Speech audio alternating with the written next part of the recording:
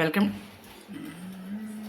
Hi friends, welcome to my channel. ఈరోజు recipe వచ్చేసి నేను సేమియా పాయసం చేస్తున్నాను. దానికోసం ముందుగా ఒక గిన్నె పెట్టుకొని కొంచెం నెయ్యి వేసుకొని డ్రై ఫ్రూట్స్ ఫ్రై చేసుకోవాలి. డ్రై ఫ్రూట్స్ మంచిగా ఫ్రై అయిపోయినాయి, వీటిని పక్కకు తీసుకుందాం. ఇప్పుడు ఇదే గిన్నెలో మనం సేమియా వేసుకొని ఫ్రై చేసుకోవాలి. సేమియా కూడా నెయ్యిలో మంచిగా ఫ్రై అయిపోయింది, దీన్ని కూడా పక్కన పెట్టుకుందాం. ఇప్పుడు ఇదే గిన్నెలో వాటర్ పోసుకుందాం. ఇప్పుడు ఈ వాటర్ బాగా బాయిల్ అవ్వాలి. వాటర్ బాయిల్ అయిపోయినాయి, మనం ముందుగా ఫ్రై చేసుకున్న సేమియా వేసుకోవాలి, ఉడికించుకోవాలి. దీన్ని మెత్తగా ఉడికించుకోవాలి. ఓకే అండి, సేమియా ఉడికిపోయింది.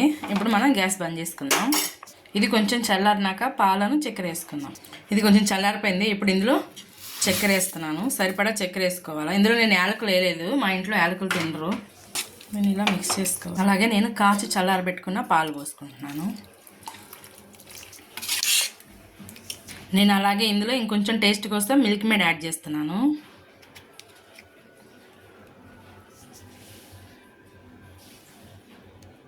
అలాగే ఫైనల్గా మనం ఫ్రై చేసుకున్న డ్రై ఫ్రూట్స్.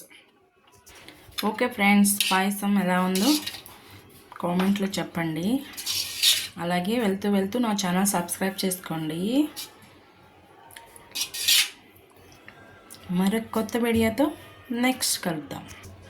Okay, bye.